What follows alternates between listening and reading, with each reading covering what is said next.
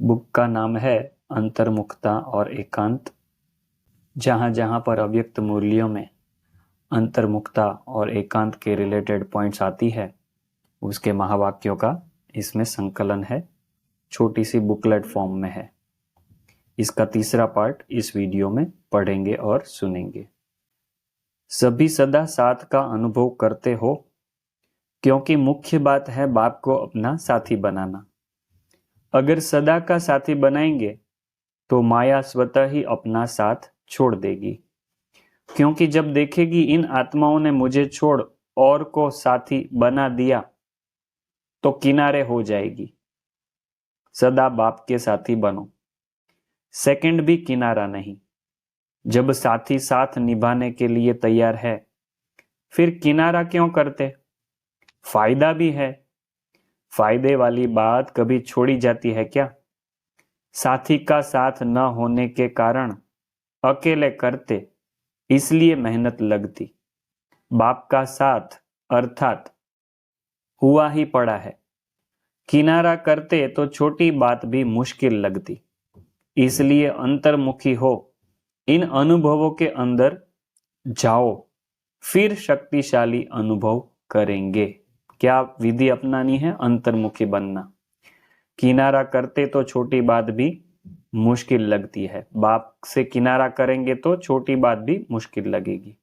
इसलिए अंतर्मुखी हो, इन अनुभवों के अंदर जाओ, फिर शक्तिशाली अनुभव करेंगे।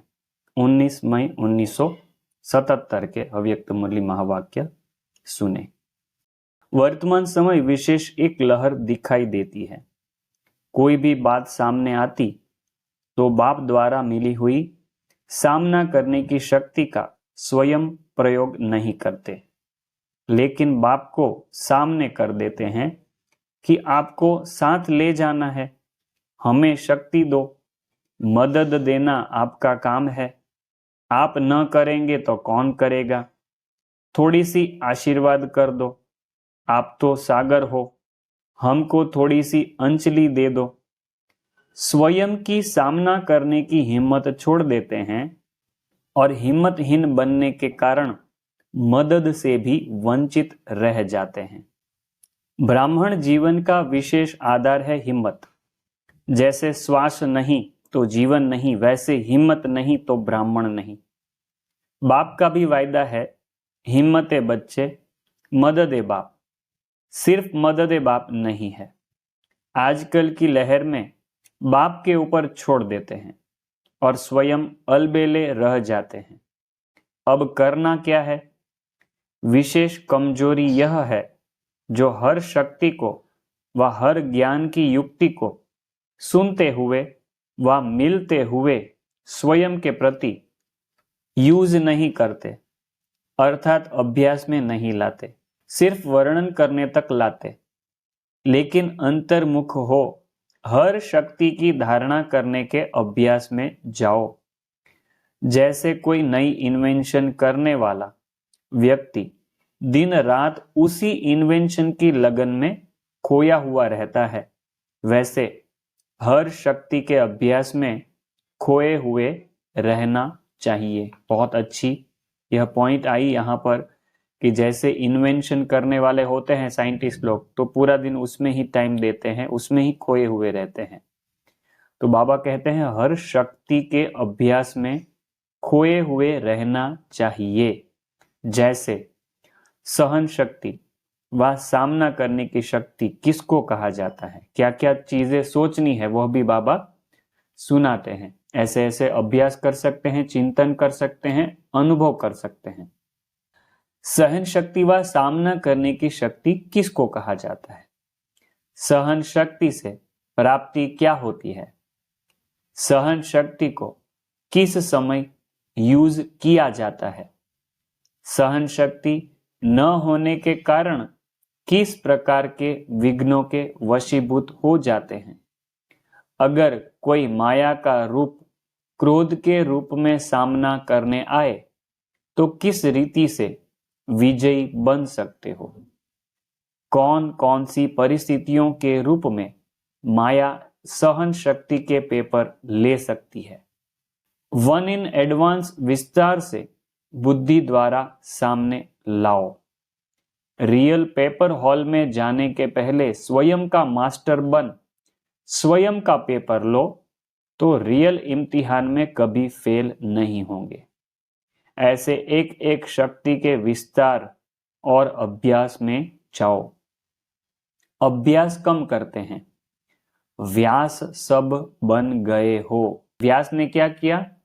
भक्ति मार्ग की सब स्टोरीज लिखी, सब शास्त्र लिखे।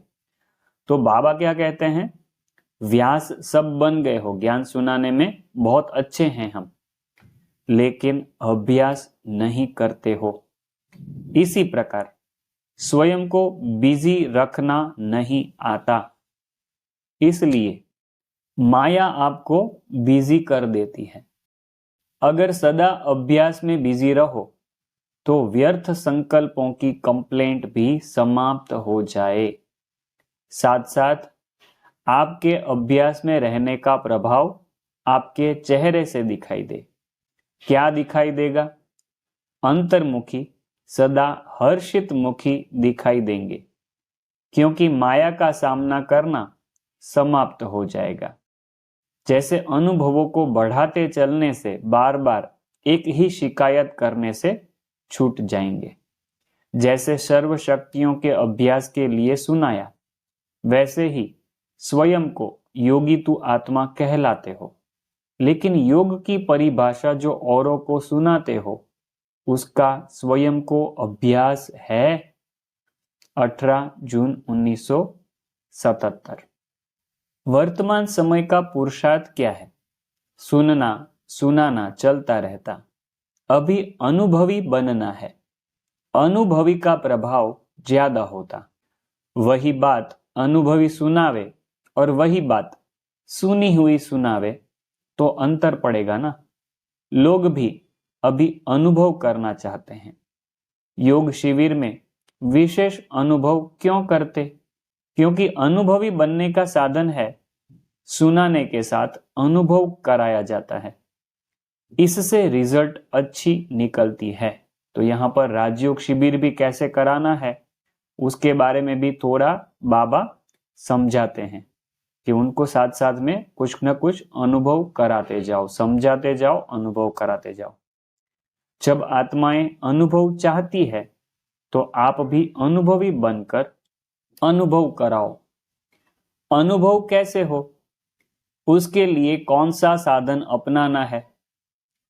जैसे कोई इन्वेंटर, आविष्कारक, वह कोई भी इन्वेंशन निकालने के लिए बिल्कुल एकांत में रहते हैं, तो यहाँ की एकाग्रता अर्थात एक के अंत में खोना है। ठीक है, बाबा क्या एकाग्रता चाहते हैं? कौन सा एकांत चाहते हैं? बाबा कहते हैं यहाँ की एकांत अर्थात एक के अंत में खोना है। तो बाहर की आकर्षण से एकांत चाहिए। ठीक है, बहुत इंपॉर्टेंट बात, बाहर की आकर्षण से एकांत चाहिए। ऐसे नहीं सिर्फ कमरे में बैठने की एकांत चाहिए, लेकिन मन एकांत हो। मन की एकाग्रता अर्थात एक की याद में रहना, एकाग्र होना, यही एकांत है। एकांत में जाकर इन्वेंशन निकालते हैं ना, चारों ओर के वाइब्रेशन से परे चले जाते, तो यहां भी स्वयं को आकर्षण से परे जाना पड़े। कैसे एकांत में जाना है उसकी विधि यहां पर बाबा बहुत अच्छी तरीके से समझा रहे हैं। ऐसे भी कई होते हैं जिन्हें एकांत पसंद आता है, संगठन में रहना, हंसना, बोलना ज्यादा पसंद नहीं आता, लेकिन यह हुआ बाहर मुक्ता में आना।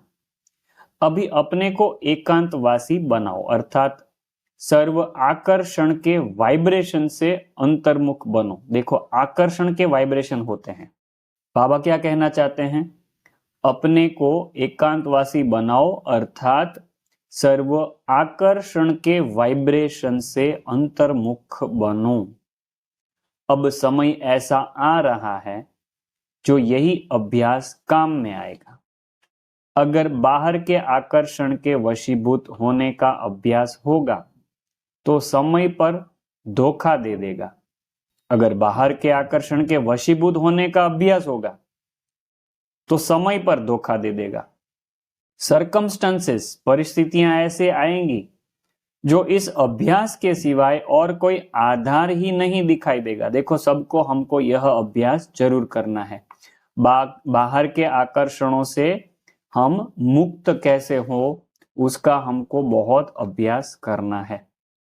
एकांतवासी अर्थात अनुभवी मूर्त। दिल्ली वाले सेवा के आदि के निमित्त बने हैं, तो इस विशेषता में भी निमित्त बनो, तो इस स्थिति के अनुभव को दूसरे भी कॉपी करेंगे। यह सबसे बड़े ते बड़ी सेवा है। संगठित रूप में और इंडिविजुअल रूप में, दोनों ही रूप में ऐसे अभ्यास का वातावरण फैलाओ। तो हम इस अभ्यास करके बहुत अच्छी सेवा कर सकते हैं। इसलिए यह जो विधि बताई वह आप सब जरूर से फॉलो करिए और बहुत काल का इसका अभ्यास जरूर करें। बाबा कहते हैं ऐसा अभ्यास संगठित रूप में भी करना है और अकेले भी करना है। दोनों ही रूप से ऐसे अभ्यास का वातावरण फैलाओ। 28 जून 1977 के अव्यक्त मूल्य महावाक्य थे। वर्तमान समय के प्रमाण अभी वानप्रस्थ अवस्था के समीप हो। वानप्रस्थी गुड़ियों का खेल नहीं करते हैं।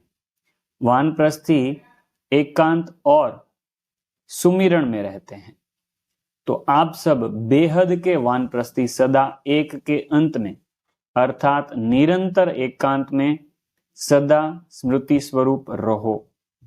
यह है बेहद के वानप्रस्थी की स्थिति। बाबा ने 3 मिनट ड्रिल कराई। यह स्थिति अच्छी नहीं लगती? जो चीज अच्छी लगती है वह तो सदा याद रहती है। अब बाप व आप क्या चाहते हो? एक ही बात चाहते हो, बाप और बच्चे समान हो जाएं, सदा याद में समाये रहें। समाना नहीं चाहते हो, समान बनना ही समाना है। समझा कि बाप क्या चाहते हैं व आप क्या चाहते हो? 19/11/1979 के अव्यक्त मूल्य महावाक्य सुने। वर्तमान समय साइलेंस की शक्ति जमा करो। मन का आवाज संकल्पों के रूप में आवेगा। देखो, बहुत बड़ी बात है, सूक्ष्म भी है। मन का आवाज संकल्पों के रूप में आवेगा। मन के आवाज अर्थात व्यर्थ संकल्प का समाप्त कर एक समर्थ संकल्प में रहो। व्यर्थ संकल्प को समाप्त कर एक समर्थ संकल्प में रहो। संकल्पों के विस्तार को समेटकर सार रूप में लाओ, तब साइलेंस की शक्ति स्वतः ही बढ़ती जाएगी। देखो, योग की शक्ति मतलब साइलेंस की शक्ति योग की शक्ति ही है। तो यह साइलेंस की शक्ति योग की शक्ति कैसे बढ़ानी है उसका यहाँ पर बहुत अच्छा बताया विस्तार। संकल्पों के विस्तार को समेटकर सार रूप में लाओ। अनेक व्यर्थ संकल्प को समाप्त कर एक समर्थ संकल्प में रहो। संकल्पों के विस्तार को समेटकर सार रूप में लाओ, तब साइलेंस की शक्ति स्वतः ही बढ़ती जाएगी।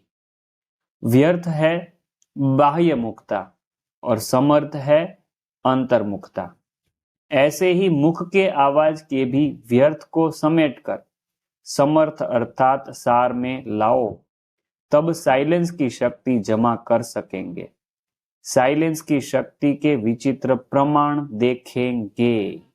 ठीक है, बहुत अच्छे अच्छे प्रयोग होंगे और बहुत अच्छी रिजल्ट भी होगी।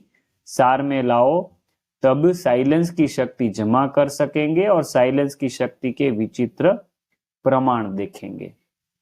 ऐसे दूर की आत्माएं आपके सामने आकर कहेगी कि आपने मुझे सही रास्ता दिखाया, आपने मुझे ठिकाने का इशारा दिया, आपने मुझे बुलाया और मैं पहुंच गया।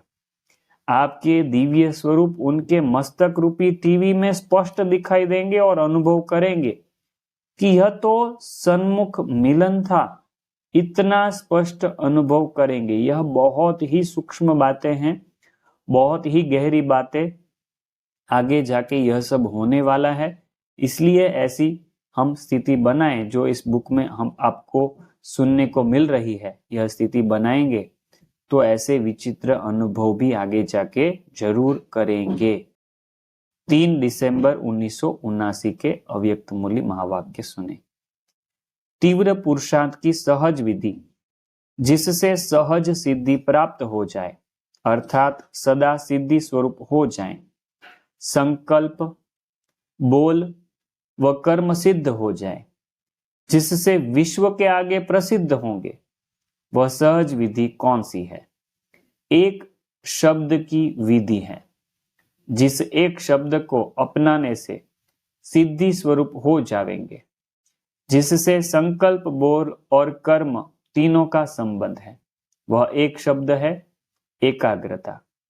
संकल्प में सिद्धि न होने का कारण भी एकाग्रता की कमी है। एकाग्रता कम होने के कारण हलचल होती है। जहां एकाग्रता होती है वहां स्वतः ही एकरस स्थिति होगी। जहां एकाग्रता होगी वहां संकल्प, बोल और कर्म का व्यर्थपन समाप्त हो जाता है और समर्थपन आ जाता है। समर्थ होने के कारण सब में सिद्धि हो जाती है। एकाग्रता अर्थात एक ही श्रेष्ठ संकल्प में सदा स्थित रहना।